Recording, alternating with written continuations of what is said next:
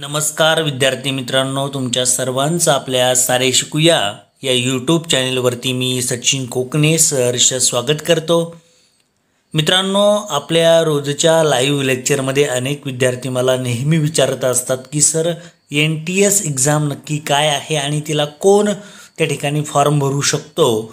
त्या संदर्भात आज आपण एक व्हिडिओ घेऊन आलेलो आहोत। अतिशय महत्त्वाचा हा व्हिडिओ आहे विद्यार्थी मित्रांनो। यामध्ये तुम्हाला संपूर्ण माहिती कशा पद्धतीने तुम्हाला फॉर्म भरायचा आहे, त्याचप्रमाणे कोणत्या कॅटेगरीसाठी किती गुण आवश्यक आहे, त्याप्रमाणे त्याचा सिलेबस कोणता आहे, परीक्षा फॉर्म भरताना तुम्हाला तो फॉर्म सबमिट कशा पद्धतीने करायचा आहे, त्याचं आलेलं जे रिसीट आहे विद्यार्थी मित्रांनो परीक्षेसाठी ते कुठून घ्यायचं आहे, या संदर्भात संपूर्ण माहिती, सिलेबस नक्की काय असणार आहे, तुम्हाला अभ्यास कसा करायचा आहे, ह्या संपूर्ण गोष्टी आपण या व्हिडिओमध्ये पाहणार आहोत। त्यामुळे व्हिडिओ शेवटपर्यंत पहा। तुम्ही आपल्या चॅनेलवरती विद्यार्थी मित्रांनो नवीन असाल तर चॅनेलला सबस्क्राइब करा, जेणेकरून तुम्हाला नवनवीन व्हिडिओ आपण टाकत असतो। NTSC एक्झाम संदर्भात आपण वेगवेगळ्या प्रश्नपत्रिका आपल्या या चॅनेलवरती पुढे टाकणार आहोत, जेणेकरून तुम्हाला चांगला फायदा होईल आणि तुम्ही चांगल्या प्रकारे पास होशाल।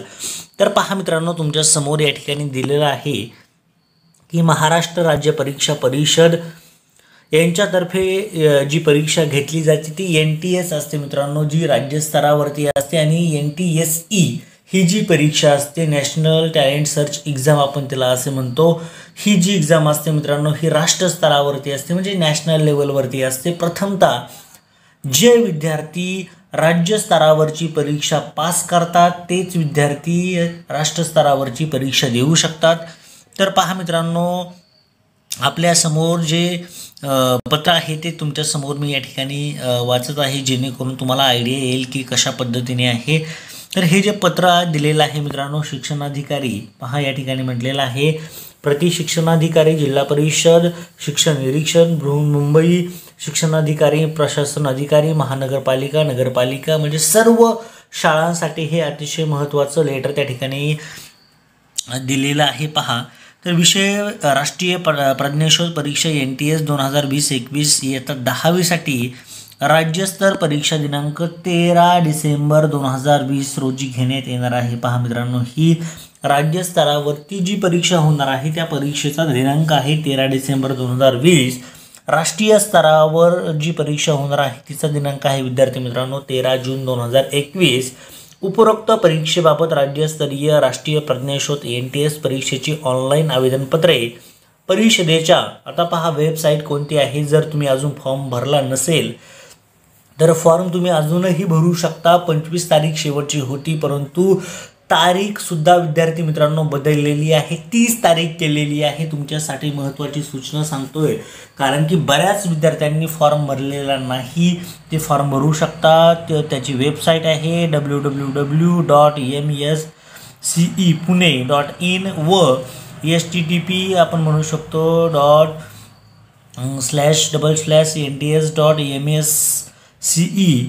.//nts.msce.scho स्कॉलरशिपचं स्पेलिंग लिहायचं मित्रांनो SCHOLARSHIP एक्झाम, अशा पद्धतीने तुम्हाला ही दुसरी वेबसाईट वापरायची आहे। या संकेतस्थळावर पहा 8 तारखेपासून फॉर्म सुरू आहेत, 8/10/2020 पासून आवेदनपत्रे भरण्याच्या सूचना परिषदेच्या संकेतस्थळावर देण्यात आलेल्या आहेत। उपरोक्त परिषदेच्या संकेतस्थळावरील सूचनांचा विचार करून शाळांनी खालील बाबी विचारात घ्याव्यात। आता हा जो फॉर्म असतो मित्रांनो, आपली शाळा आपली भरत असते, तर त्यांनी कोणत्या सूचना विचारात घ्याव्यात या संदर्भात सांगितलेलं आहे। तर पहिली सूचना जी आहे विद्यार्थी मित्रांनो, सदर परीक्षेत प्रविष्ट होणाऱ्या विद्यार्थ्यांची ऑनलाईन आवेदनपत्रे शाळेमार्फतच भरावयाची आहे। म्हणजे जो फॉर्म भरायचा आहे विद्यार्थी मित्रांनो, तुमची शाळा भरणार आहे, पण त्यासाठी असणारं शुल्क तुम्हाला शाळेला द्यायचं आहे, ते कोणतं असणार आहे ते सुद्धा पाहूया। विद्यार्थ्यांची ऑनलाईन आवेदनपत्रे भरण्यासाठी आवश्यक असणारी माहिती, जात केंद्रीय सूचीनुसार इतर मागास संवर्गातील OBC विद्यार्थ्यांची नॉन क्रिमिलियर प्रमाणपत्र EWS, त्यालाच आपण इकॉनॉमिकली विकर सेक्शन प्रमाणपत्र व दिव्यांगत्व प्रमाणपत्र इत्यादी सत्यप्रति व आवश्यक परीक्षा शुल्क संकलन करणे। त्याचप्रमाणे तिसरं महत्त्वाची जी जबाबदारी शाळेकडे दिलेली आहे ती म्हणजे शाळा संलग्नता शुल्क ₹200 प्रति संस्था प्रति शैक्षणिक वर्ष, तसेच परीक्षा शुल्क प्रति विद्यार्थी ₹150 इत्यादी रकमेचा भरणा सदर परीक्षेसाठी स्वतंत्रपणे E banking, credit, debit card इत्यादीद्वारे ऑनलाईन पद्धतीने भरावे लागेल. चलनाद्वारे ऑफलाईन शुल्क भरता येणार नाही. विद्यार्थी मित्रांनो, तुम्हाला ₹150 तुमच्या शाळेमध्ये भरावयाचे आहे. आणि हे जे वरती आहे प्रति संस्था, हे शाळेचे पैसे असणार आहे. प्रति संस्था म्हटलेलं आहे, म्हणजे संस्थेला फक्त ₹200 रजिस्ट्रेशन चालू ठेवण्यासाठी भरायचे आहेत. हे शिक्षकांसाठीचा हा महत्त्वाचा मुद्दा आहे. आणि हा विद्यार्थ्यांना ₹150 त्यांच्या शाळेला द्यायचे आहेत. आणि हे ₹200 फक्त एका संस्थेला ₹200 द्यायचे आहे एका वर्षासाठी. ओके, अशा पद्धतीने ते आहे. आता पुढच्या पानावरती विद्यार्थी मित्रांनो जाऊया. त्याचं जे माहितीपत्रक आहे, पात्रता कोण ही परीक्षा देऊ शकतं, तर त्या संदर्भात सांगितलेलं आहे. पहा, या ठिकाणी दिलेलं आहे की राज्यस्तरावरची जी परीक्षा होणार आहे ती 13 डिसेंबर 2020 रोजी होणार आहे. सध्या ऑक्टोबर चालू आहे. अजून भरपूर असे दिवस तुमच्या हातामध्ये आहेत. विद्यार्थी मित्रांनो, चांगले गुण तुम्ही मिळवले तर तुम्हाला चांगल्या प्रकारची शिष्यवृत्ती त्या ठिकाणी पुढच्या तुमच्या ग्रॅज्युएशन अगदी PhD करतपर्यंतची ही शिष्यवृत्ती आहे. त्या संदर्भात आपण पुढे पाहणार आहोत. पुढे दिलेलं आहे राष्ट्रीय स्तर परीक्षा 13 जून 2021 होणार आहे. विद्यार्थी मित्रांनो, लक्षात घ्या. माहितीपत्रक या ठिकाणी तुमच्या समोर दिलेलं आहे. योजनेचे उद्दिष्ट काय आहे पहा. इयत्ता 10वीच्या अखेर प्रज्ञावान विद्यार्थ्यांचा शोध घेऊन बुद्धिवान विद्यार्थ्यांच्या सर्वोत्तम शिक्षण मिळवण्याच्या दृष्टीने त्यांना आर्थिक सहाय्य करावे. या सहाय्यातून त्यांची बुद्धिमत्ता विकसित व्हावी आणि त्या विकसित बुद्धिमत्तेने त्या विद्यार्थ्यांनी आपली विद्याशाखा व राष्ट्र यांची सेवा करावी, ही योजनेची उद्दिष्टे आहेत. आता त्याची निवड पद्धती कशा पद्धतीने होणार आहे विद्यार्थी मित्रांनो समजावून घ्या. राष्ट्रीय शैक्षणिक संशोधन व प्रशिक्षण परिषद NCERT आपण त्याला म्हणतो, नवी दिल्ली यांच्यामार्फत 2012-13 पासून राष्ट्रीय प्रज्ञाशोध परीक्षा म्हणजे NTS परीक्षा विद्यार्थी मित्रांनो घेण्यात येते. इयत्ता 10वीसाठी 2 स्तरावर घेण्यात येते. जी आता NTS परीक्षा जी होणार आहे विद्यार्थी मित्रांनो ती राज्य स्तरावरती होईल. NTSC ही एक्झाम आहे ती राष्ट्रीय स्तरावरती होणार आहे. तर राज्य स्तरावरती होणाऱ्या परीक्षेचं स्वरूप कसं असणार आहे आणि तो अर्ज कशा पद्धतीने आपल्याला भरता येईल, तर विद्यार्थी मित्रांनो तुमच्या समोर दिसत असेल राष्ट्रीय प्रज्ञाशोध परीक्षेलाच NTS असे म्हणतो. तर या ठिकाणी राज्यस्तरीय असे म्हटलेलं आहे. त्याची पात्रता तुमच्या समोर दाखवलेली आहे. महाराष्ट्र राज्यातील कोणत्याही शासनमान्य शाळेतील इयत्ता 10वीमध्ये शिकत असलेल्या नियमित विद्यार्थीनीस राज्यस्तर परीक्षेस बसता येईल. म्हणजे कोणताही विद्यार्थी बसू शकतो. पहा, जो 10वीमध्ये आहे आणि तो एखाद्या शासनमान्य शाळेमध्ये आहे असा विद्यार्थी बसू शकतो. त्यासाठी वयाची, उत्पन्नाची अगर, किमान गुणांची अट नाही, तसेच कोणतीही पूर्वपरीक्षा देण्याची अट नाही. विद्यार्थी कोणताही असेल, 9वीमध्ये त्याला 35% गुण असलेला विद्यार्थी म्हणजे पास झालेला विद्यार्थी सुद्धा ही परीक्षा देऊ शकतो. दुसरी महत्त्वाची अट त्या ठिकाणी आहे, पात्रता आहे ओपन डिस्टन्स लर्निंग, त्याच ODL असे म्हटलेलं आहे. स्कूल योजनेखाली नोंदवलेले खालील अटी पूर्ण करणारे विद्यार्थी ही या परीक्षेसाठी पात्र ठरतात. त्यामध्ये पहिली पात्रता दिलेली आहे 1 जुलै 2020 रोजी ज्यांचे वय किमान कमीत कमी म्हणजे 18 वर्षाच्या आतमध्ये पाहिजे. 18 वर्षापेक्षा जास्त नको, 18 वर्षापेक्षा कसं पाहिजे, कमी पाहिजे. आणि जे नोकरी करत नाहीत असे विद्यार्थी भरू शकतात. तिसरा महत्त्वाचा मुद्दा, जे इयत्ता 10वीच्या परीक्षेला पहिल्यांदाच बसत आहे.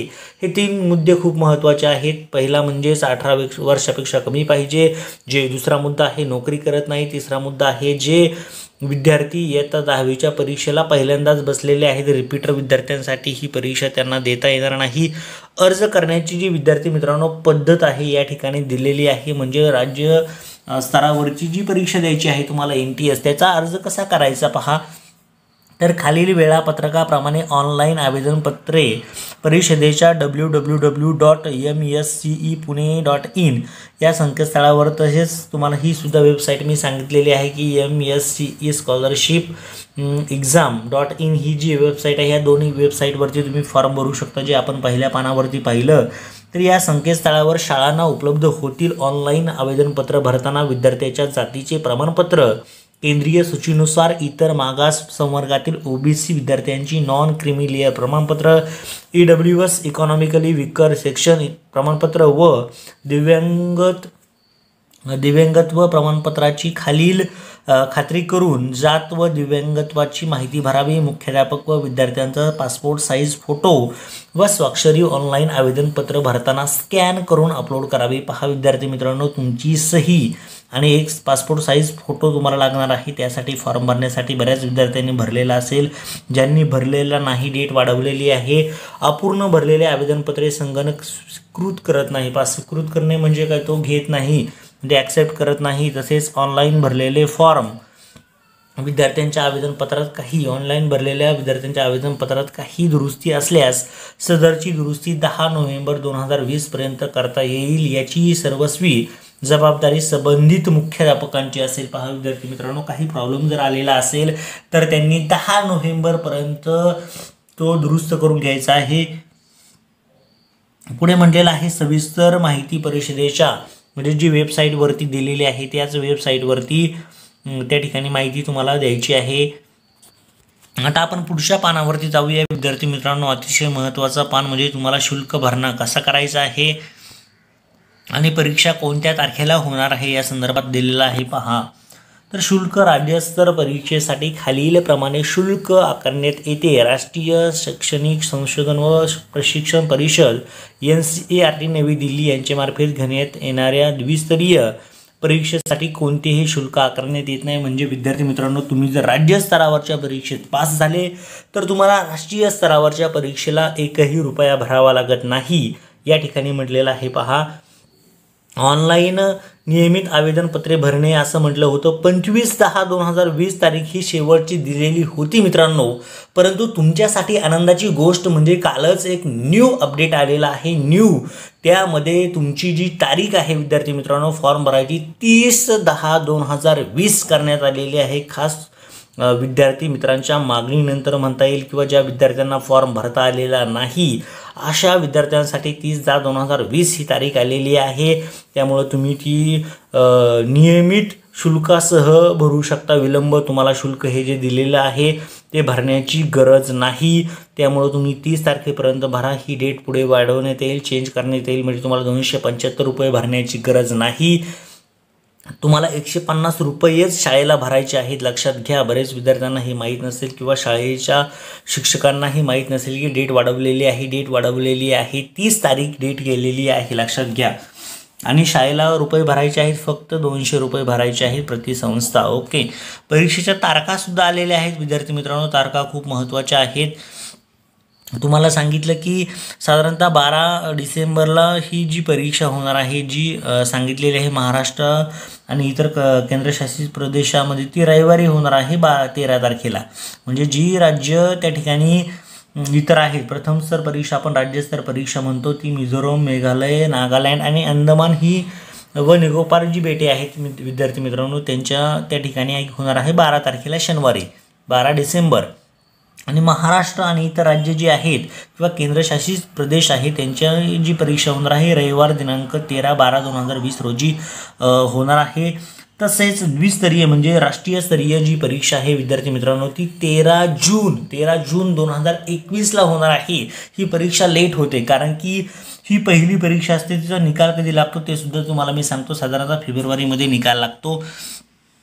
तर पहा, राज्यस्तरीय परीक्षेचे विषय व वेळापत्रक कशा पद्धतीने आहे. महाराष्ट्रातील विविध केंद्रावर शिक्षणाधिकारी किंवा शिक्षण निरीक्षक बृहन्मुंबई यांच्यामार्फत महाराष्ट्र राज्य परीक्षा परिषद ही परीक्षा घेते. सदर परीक्षेचे वेळापत्रक व विषय खालीलप्रमाणे असतात. तर पहा विद्यार्थी मित्रांनो, कोणते विषय आहेत. 2 महत्त्वाचे विषय असतात. त्याच्यामध्ये बौद्धिक क्षमता चाचणी, त्याला मेंटल ॲबिलिटी टेस्ट असे म्हणतो, आणि दुसरा विषय असतो शालेय क्षमता चाचणी, त्याला स्कॉलॅटिक एक्झाम ॲप्टिट्यूड टेस्ट असे म्हणतात. स्कॉलॅस्टिक्स ॲप्टिट्यूड टेस्ट म्हणजे शालेय क्षमता चाचणी, म्हणजे शालेय विषयांशी रिलेटेड असते विद्यार्थी मित्रांनो.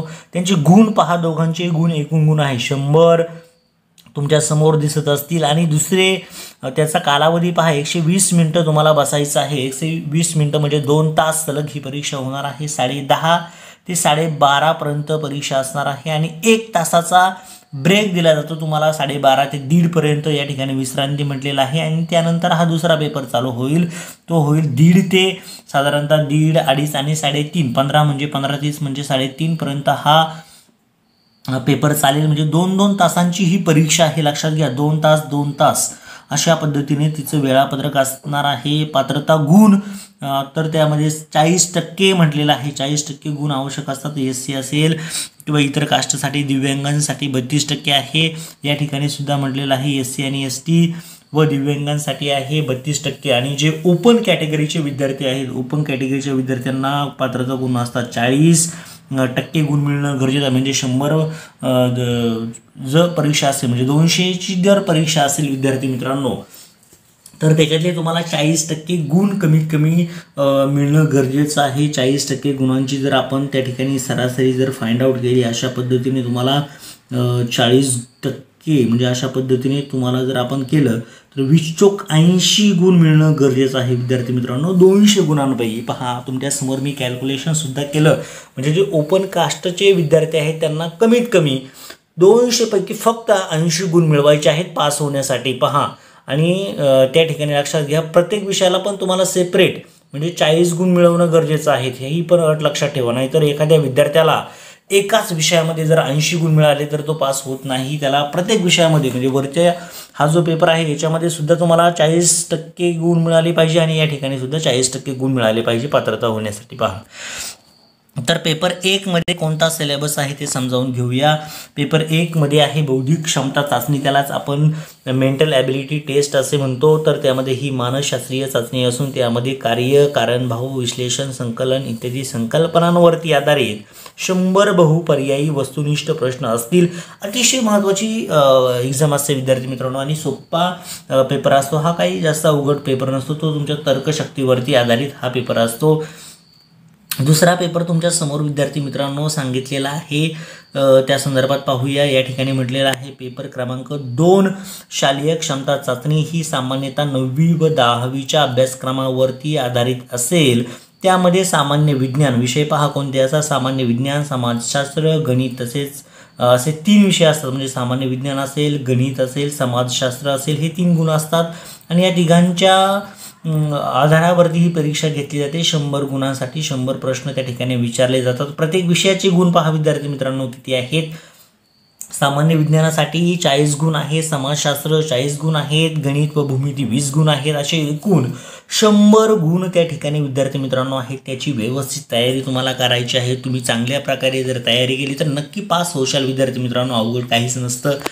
तर या ठिकाणी म्हटलेलं आहे उपविषयावर गुणांची विभागणी खालीलप्रमाणे असेल. तर पहा, सामान्य विज्ञान जर पाहिलं विद्यार्थी मित्रांनो 40 गुण आणि त्याच्यामध्ये उपविषय कोणते असतात आपण कालच लाईव्ह लेक्चरमध्ये विद्यार्थी मित्रांनो पाहिलं की सायन्स विज्ञान विषयाचा अभ्यास कसा करायचा. त्यामध्ये मी विषय सांगितले होते भौतिकशास्त्र, रसायनशास्त्र, जीवशास्त्र, त्यालाच फिजिक्स, केमिस्ट्री आणि बायोलॉजी असे म्हणतो विद्यार्थी मित्रांनो. तर 13, 13 आणि 14 अशा पद्धतीने त्याचा पॅटर्न असणार आहे. दुसरा विषय महत्त्वाचा आहे सामाजिक शास्त्र, ते सुद्धा 40 गुणांसाठी आहेत. इतिहास हा 16 गुणांसाठी आहे, राज्यशास्त्र 8 गुणांसाठी आणि भूगोल 16 गुणांसाठी. 16, 16, 32 आणि 8, 40 असे गुण असणार आहेत. गणित विषय 20 गुणांसाठी आहे विद्यार्थी मित्रांनो, जो बऱ्याच विद्यार्थ्यांना अवघड जातो. परंतु त्या ठिकाणी फक्त तुम्हाला 20च गुण आहे. बीजगणितासाठी 10 गुण असतील आणि भूमितीसाठी 10 गुण असतील. त्यामुळे व्यवस्थित त्याची तयारी करा. माध्यम पहा विद्यार्थी मित्रांनो, माध्यम सुद्धा सांगितलेलं आहे.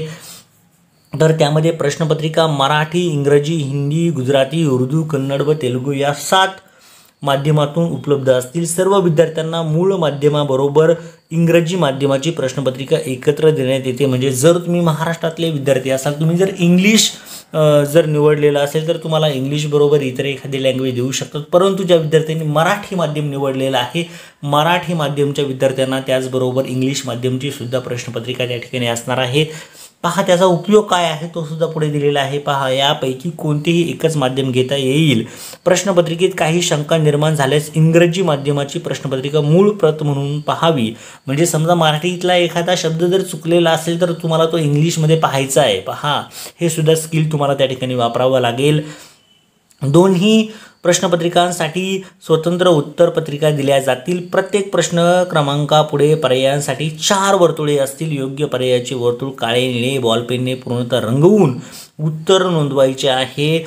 पेन्सिलचा वापर केलेली व अपुरी वर्तुळ गोल केलेली उत्तरे यांना गुण दिले जाणार नाहीत. एकापेक्षा अधिक वर्तुळात नोंदवलेली उत्तरे व्हाईटनर खाडाखोड करून नोंदवलेली किंवा गिरवलेली उत्तरे यांना गुण दिले जाणार नाहीत. म्हणजे अशा पद्धतीने 4 त्या ठिकाणी गोल असतात विद्यार्थी मित्रांनो, आणि त्याच्यातलं जे असेल त्याला व्यवस्थित तुम्हाला अशा पद्धतीने ब्लॅक किंवा ब्ल्यू पेनने, जे तुमचं समजा तर हे बी आन्सर आहे म्हणून याला पूर्ण अशा पद्धतीने काय करायचं आहे, रेड करायचं. पूर्ण कुठं जागा ठेवायची नाही. जे हे अशा पद्धतीने तुम्हाला ते पूर्ण फिलअप करायचं आहे, तरच याला गुण मिळतील. नाहीतर तुम्ही जर 2 ठिकाणी जर त्याचा वापर केला तर त्या ठिकाणी तुम्हाला गुण मिळणार नाही. ही लक्षात घ्यायची अतिशय महत्त्वाची गोष्ट आहे. अशा पद्धतीने तुम्हाला उत्तर दुसरं असेल तर दुसऱ्याला पूर्ण गोल करायचं आहे. दुसरी महत्त्वाची गोष्ट तुम्हाला वरती सांगितलेली आहे. काही शंका असेल तर इंग्लिश पहा. आणि दुसरी महत्त्वाची म्हणजे त्या ठिकाणी 4 वर्तुळे तुम्हाला मी आताच दाखवली. 4 पैकी एकच निवडायचे, 2 निवडायची नाहीत. पेन्सिलचा वापर करायचा नाही. एक तर निळा किंवा काळा बॉल पेन तुम्हाला त्या ठिकाणी वापरायचं आहे. त्यासाठी आता त्याचं प्रवेशपत्र म्हणजे तुमचं रिसिप्ट कुठून घ्यायचं तुम्हाला हा विद्यार्थी मित्रांनो अतिशय महत्त्वाचा मुद्दा आहे. तर हे जे रिसिप्ट आहे ना विद्यार्थी मित्रांनो ते कुठून भेटते पहा, या ठिकाणी दाखवलेलं आहे. ऑनलाईन फॉर्म व फी भरलेल्या विद्यार्थ्यांची प्रवेशपत्रे परिषदेच्या www.mscepune.in किंवा तुम्हाला सांगितलं होतं MSCE स्कॉलरशिप exam.in या संकेतस्थळावर व शाळांना त्यांच्या लॉग इनवर परीक्षेपूर्वी 10 दिवस म्हणजे तुमच्या शाळेमध्ये तुम्हाला 10 दिवसापूर्वी मिळेल दिवस अगोदर उपलब्ध होतील. सदर प्रवेशपत्र काढून विद्यार्थ्यांस देण्याची जबाबदारी संबंधित शाळेच्या मुख्याध्यापकांची आहे. म्हणजे मुख्याध्यापकांचं कर्तव्य आहे की विद्यार्थ्यांना ती पोहोचवायची. आता परीक्षेचे मूल्यमापन कशा पद्धतीने असणार आहे. परीक्षेचे मूल्यमापन विद्यार्थ्यांनी सोडविलेल्या उत्तरपत्रिकांची तपासणी संगणकामार्फत OMR पद्धतीने करण्यात येते. म्हणजे संगणकावरती तुमची ही तपासणी होणार आहे. खबरदारीचे सर्व उपाय योजून बिनचूक गुणयादी तयार करण्यात येते. गतवर्षी राष्ट्रीय स्तर परीक्षेसाठी NCERT नवी दिल्ली यांच्याकडून महाराष्ट्रातील एकूण 774 एवढा कोटा देण्यात आलेला होता. म्हणजे 774 विद्यार्थ्यांना राष्ट्रीय स्तरावरती जाता आलेलं होतं. उत्तरपत्रिकेचे मूल्यांकन करताना वजा गुण निगेटिव्ह मार्किंग पद्धतीचा अवलंब राज्य स्तरावर व राष्ट्रीय स्तरावर केला जात नाही. म्हणजे 100 प्रश्न असतील 100च्या 100 तुम्ही जर सोडवले आणि चुकलेले काही प्रश्न असतील तरी तुमचे निगेटिव्ह मार्किंग त्या ठिकाणी होणार नाही. तुम्हाला मायनस गुण तुमचे होणार नाहीत. ही लक्षात घ्या. अतिशय महत्त्वाचा मुद्दा आहे. गुण पडताळणी पहा विद्यार्थी मित्रांनो. तुम्हाला तुमच्या गुणांची गुण पडताळणी सुद्धा करता येईल. सदर परीक्षेसाठी गुण पडताळणी केली जात नाही.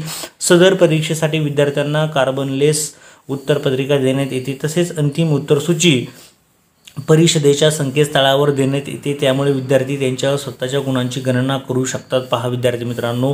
आरक्षण पहा आता पुढे दिलेला आहे. आरक्षणाचा अतिशय महत्त्वाचा मुद्दा आहे. बऱ्याच विद्यार्थ्यांना त्या ठिकाणी कास्टमधले जे विद्यार्थी आहेत त्यांच्यासाठी खूप महत्त्वाचं आहे. अनुसूचित जातींसाठी SC कास्टच्या विद्यार्थ्यांसाठी 15% शिष्यवृत्ती आहेत. अनुसूचित जमातींसाठी म्हणजेच ST साठी 7.5% शिष्यवृत्ती आहेत. तर या शिष्यवृत्त्या भरण्यासाठीचं संकेतस्थळ विद्यार्थी मित्रांनो या ठिकाणी तुम्हाला दिलेलं आहे. ते तुम्ही व्यवस्थित पहा आणि त्यावरती तुम्ही अप्लाय करू शकता. या संकेतस्थळावर उपलब्ध असणाऱ्या केंद्रीय सूचीनुसार नॉन क्रिमिलियर इतर मागास संवर्गासाठी OBCसाठी 27% शिष्यवृत्त्या आणि EWS म्हणजे काय इकॉनॉमिकली विकर सेक्शन घटकातील विद्यार्थ्यांसाठी 10% शिष्यवृत्त्या राखून ठेवण्यात आलेल्या आहेत. तसेच दिव्यांगांसाठी 4% आरक्षण प्रत्येक संवर्गात लागू करण्यात आले आहे. AB आणि C प्रत्येक 1% आरक्षण व DE यासाठी 1% आरक्षण प्रत्येक संवर्गात लागू करण्यात आले आहे. Blindness and low vision BLV, deaf and hard of hearing DH असे म्हटलेलं आहे. त्यालाच आपण म्हणतो ऐकण्यासाठी कमी येत असेल किंवा दिसत नसेल तर अशा विद्यार्थ्यांसाठी सुद्धा आरक्षण आहे. आता लास्ट पेज पहा विद्यार्थी मित्रांनो. हे खूप महत्त्वाचं आहे. तर याच्यामध्ये म्हटलेलं आहे locomotors disability including cerebral palsy leprosy म्हणजे ज्याला डिसेबिलिटी म्हणजे दिसत नसेल अशा विद्यार्थ्यांसाठी आहे. इंटेलेक्च्युअल म्हणजे काही माइंडचा प्रॉब्लेम असेल थोडक्यात तर त्यांच्यासाठी हे आहे. लर्निंग डिसेबिलिटी म्हणजेच तो व्यवस्थित ऐकू शकत नाही अशा सुद्धा विद्यार्थ्यांसाठी त्या ठिकाणी आरक्षण आहे. मल्टिपल डिसेबिलिटी असेल त्यामध्ये मल्टिपल म्हणजे अनेक त्या ठिकाणी त्याला असेल, त्याच्यामध्ये डीप ब्लाइंडनेस असेल, एखाद्याला दिसत नसेल किंवा ऐकायला येत नसेल. पहा या ठिकाणी म्हटलेलं आहे ब्लाइंडनेसचा प्रॉब्लेम असेल, DH आपण त्याला म्हणतो. अशा पद्धतीने वेगवेगळे जर प्रॉब्लेम असेल, डिसेबिलिटी म्हणतो आपण त्याला, मोस्ट म्हणजे मल्टिपल म्हणजे अनेक जर त्याला डिसेबिलिटी असेल तर अशांसाठी सुद्धा त्या ठिकाणी आरक्षण आहे. त्यानंतर आरक्षणाचा लाभ घेण्यासाठी व सादर करावयाचे प्रमाणपत्र कोणकोणते असणार आहे. अनुसूचित जाती SC व अनुसूचित जमाती STच्या आरक्षणाचा लाभ घेण्यासाठी सक्षम अधिकाऱ्याचे जातीचे प्रमाणपत्र अपलोड करणे आवश्यक आहे. पहा म्हणजे तुम्हाला प्रमाणपत्र आवश्यक असतं ते दिलेले ह्या वेबसाईटवरती पहा उपलब्ध करायचं आहे तुम्हाला. त्या ठिकाणी जी वेबसाईट आहे या संकेतस्थळावर उपलब्ध असणाऱ्या केंद्रीय सूचीनुसार इतर मागास संवर्ग OBCच्या आरक्षणाचा लाभ घेण्यासाठी सक्षम अधिकाऱ्याचे जातीचे व नॉन क्रीमी लेअर प्रमाणपत्र अपलोड करणे आवश्यक आहे. भारत सरकार यांचे नंबर 360-39-1/2019 ESTT रेस म्हटलेला आहे. दिनांक 31 जानेवारी 2019च्या अधिसूचनेनुसार इकॉनॉमिकली विकर सेक्शनच्या आरक्षणाचा लाभ घेण्यासाठी सक्षम अधिकाऱ्याचे EWS प्रमाणपत्र अपलोड करणे आवश्यक आहे. पुढे म्हटलेलं आहे विद्यार्थी मित्रांनो, D मुद्दा पहा दिलेला आहे. दिव्यांग आरक्षणाचा लाभ घेण्यासाठी सक्षम अधिकाऱ्याचे दिव्यांगत्वाचे प्रमाणपत्र अपलोड करणे आवश्यक आहे. म्हणजे तो विद्यार्थी दिव्यांग आहे याचं प्रमाणपत्र तुम्हाला तुमच्या तहसीलदार कार्यालयातून घेता येईल. पुढे म्हटलेलं आहे वरील प्रमाणे विद्यार्थ्यांचे जातीचे प्रमाणपत्र EWS प्रमाणपत्र, नॉन क्रीमी लेअर प्रमाणपत्र व दिव्यांगत्वाचे प्रमाणपत्र परिषदेच्या संकेतस्थळावर शाळा लॉग इन करून 10 नोव्हेंबर 2020 पर्यंत ऑनलाईन अपलोड करता येईल. विद्यार्थी मित्रांनो 10 तारीख ही शेवटची तारीख आहे अपलोड करण्याची. तुम्ही अपलोड करू शकता. ज्या विद्यार्थ्यांनी अजूनही डॉक्युमेंट्स काढलेले नसतील ते काढू शकतात आणि अपलोड करू शकतात. पहा त्यांना संधी आहे ही तर अपलोड करावायचे आहेत. तसेच सक्षम अधिकाऱ्यांच्या स्वाक्षरीच्या आरक्षणाची लाभ घेण्यासाठीचे आवश्यक प्रमाणपत्र परिषदेच्या दिवशी केंद्र संचालकांकडे जमा करणे बंधनकारक आहे. ज्या विद्यार्थ्यांची प्रमाणपत्रे विहित मुदतीत ऑनलाईन अपलोड केली जाणार नाही तसेच परीक्षेच्या दिवशी केंद्र संचालकांकडे जमा केली जाणार नाहीत अशा विद्यार्थ्यांना सर्वसाधारण संवर्ग म्हणून गृहीत धरले जाईल. म्हणजे ओपन कास्टचे विद्यार्थी आहेत असं गृहीत धरले जाईल. सदर विद्यार्थ्यांना आरक्षणाचा लाभ दिला जाणार नाही. याबाबतची सर्वस्वी जबाबदारी संबंधित मुख्याध्यापक, संबंधित पालक व विद्यार्थी यांची असणार आहे. हा महत्त्वाचा मुद्दा विद्यार्थ्यांनी लक्षात घ्या. त्यामुळे तुमची जी डॉक्युमेंट्स असतील कास्ट सर्टिफिकेट वगैरे तर तुम्ही ती घेऊ शकता. आता विद्यार्थ्यांना पात्रता गुण किती आवश्यक असतात ते तुम्हाला मी ऑलरेडी सांगितलेलं आहे. पहा या ठिकाणी म्हटलेलं आहे. त्याआधी विद्यार्थ्यांची निवड कशी होते पहा. 2 स्तरावर केली जाते. एक असते राज्यस्तर, दुसरा असतो राष्ट्रीय स्तर. राज्यस्तरावरती म्हणजे प्रथम स्तर म्हटलेलं आहे. संबंधित राज्यस्तर केंद्रशासित प्रदेशांच्या लेखी परीक्षेतील गुणांच्या आधारे विद्यार्थ्यांची निवड राष्ट्रीय स्तरावर करण्यात येईल. त्यानंतर द्वितीय स्तर म्हटलेला आहे. राष्ट्रीय स्तर प्रथम स्तर परीक्षेतून यशस्वी झालेले विद्यार्थी द्वितीय स्तर परीक्षेसाठी बसू शकतील. सदर परीक्षा NCERT नवी दिल्ली यांच्यामार्फत घेण्यात येते. पात्रता गुण पहा विद्यार्थी मित्रांनो, मॅट आणि सॅट ह्या 2 परीक्षा असतात. तुम्हाला मी सांगितलं पहिला पेपर असतो हा मेंटल ॲबिलिटी टेस्ट असं म्हणतो आणि स्कॉलॅबली टेस्ट जी आहे ती म्हटलेली आहे. त्या परीक्षेसाठी ॲप्टिट्यूड टेस्ट असते विद्यार्थी मित्रांनो. तर ही जी परीक्षा असणार आहे सॅट परीक्षा तर यासाठी स्वतंत्रपणे 40% गुण तुम्हाला त्या ठिकाणी आवश्यक आहे. SC ST आणि इतर जे विद्यार्थी आहेत त्यांच्यासाठी आहेत 32% गुण त्या ठिकाणी आवश्यक असतात. म्हणजे मी तुम्हाला सांगितलेलं होतं कमीत कमी 100पैकी तुम्हाला 40 गुण मिळणं गरजेचं आहे. 100पैकी 40 दोन्ही पेपरमध्ये सेपरेट गुण मिळणं तुम्हाला आवश्यक आहे पास होण्यासाठी. ओपन कास्टचे जे विद्यार्थी असतील तर आणि कास्टमधले जे विद्यार्थी असतील त्यांच्यासाठी तुम्हाला 32 गुण मिळणं गरजेचं आहे विद्यार्थी मित्रांनो. 32 गुण 100पैकी 32 गुण आणि 200पैकी जर पाहिलं तर दोघांची बेरीज केली तर 64 गुण त्या ठिकाणी तुम्हाला आवश्यक असतात. आणि जे कास्टमध्ये नाहीत ओपन कास्टच्या विद्यार्थ्यांना 80 गुण त्या ठिकाणी आवश्यक आहेत. म्हणजे दोघांची बेरीज करून आवश्यक नाहीत, परंतु सेपरेट लक्षात घ्या, सेपरेट तुम्हाला 40 गुण मिळाले पाहिजेत प्रत्येक पेपरमध्ये. एखाद्या विद्यार्थ्याला 100 पैकी 100 एका पेपरमध्ये मिळाले आणि दुसऱ्या पेपरमध्ये समजा त्याला 39 गुण मिळाले, म्हणजे एका पेपरमध्ये त्याला 100 पैकी 100 आहे, दुसऱ्या पेपरमध्ये 39 आहे, तरीही तो विद्यार्थी त्या ठिकाणी अपात्र असेल. लक्षात घ्या, म्हणजे 139 गुण मिळाले तरी अपात्र. तुम्हाला एका पेपरमध्ये कमीत कमी 40 आणि यामध्ये सुद्धा 40 गुण मिळणं आवश्यक आहे, म्हणजे ही अट आहे, लक्षात घ्या. पुढे म्हटलेला आहे निकाल घोषित करणे. प्रथम स्तर परीक्षेचा निकाल साधारणतः फेब्रुवारी 2020च्या दरम्यान किंवा तिसऱ्या आठवड्यात जाहीर करण्यात येईल.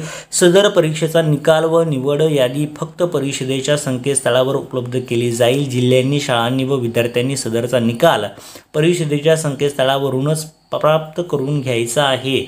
प्रदेशात शिकणारे भारतीय विद्यार्थी, परदेशात शिकणारे भारतीय विद्यार्थी इयत्ता 10वी व समकक्ष येथे शिकत असतील तर प्रथम स्तर परीक्षेला न बसता थेट द्वितीय स्तर परीक्षेस बसू शकतात. म्हणजे पहा, जे बाहेर कोणी अमेरिकेला असेल, कोणी बाहेर असेल, कुठं असणारे इतर देशांमध्ये असणारे जे विद्यार्थी असतील किंवा त्या पालक असतील काही, त्यांची जी मुलं असतील 10वीला, तर तरी डायरेक्ट नॅशनल लेवलच्या परीक्षा देऊ शकतात, जेणेकरून त्यांच्यामध्ये जर त्या ठिकाणी स्किल असेल तर ते पास होऊ शकतात. त्यांसाठी विद्यार्थ्यांनी NCERT नवी दिल्ली यांच्या संकेतस्थळावर उपलब्ध माहितीप्रमाणे आवेदनपत्र त्यांना करायचे आहे. आवश्यक पत्रव्यवहार करून संगणकावरून घेतलेले आवेदनपत्र सादर करावे. सदर आवेदनपत्रासोबत विद्यार्थी मित्रांनो त्यांना कोणत्या गोष्टी आवश्यक आहे, शेवटचं पान आहे विद्यार्थी मित्रांनो, किती पैसे आणि किती शिष्यवृत्ती मिळणार आहे तुम्हाला हे आपण या ठिकाणी पाहणार आहोत.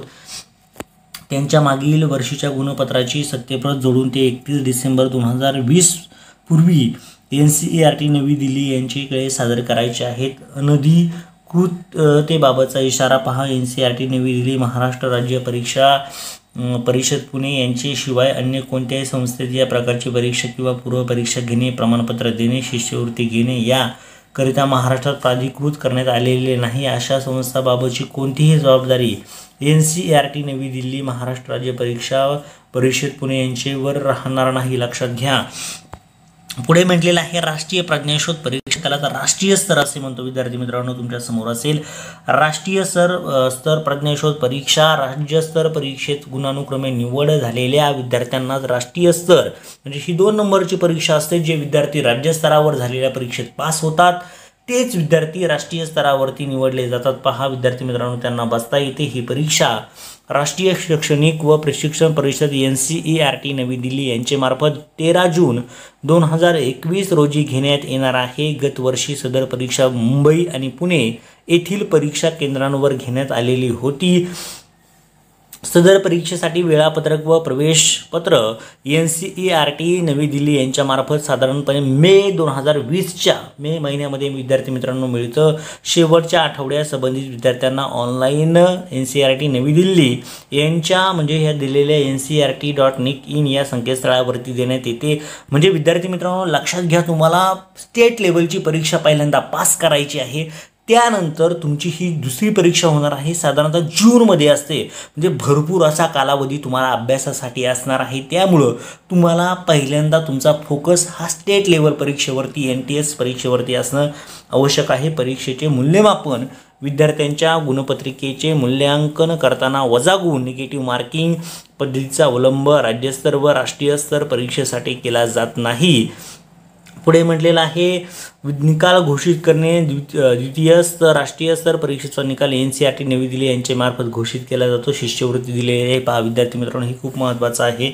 अखिल भारतीय पातळीवर अंदाजित शिष्यवृत्ती संख्या 2000 असून यासाठी SC साठी 15%, ST साठी 7.5%, केंद्रीय सूचीनुसार नॉन क्रिमी लेअर OBC साठी 27% आणि EWS इकॉनॉमिकली विकर सेक्शनसाठी 10% शिष्यवृत्ती आरक्षित असतील. तसेच संबंधित संवर्गात 4% दिव्यांगांसाठी आरक्षण असेल.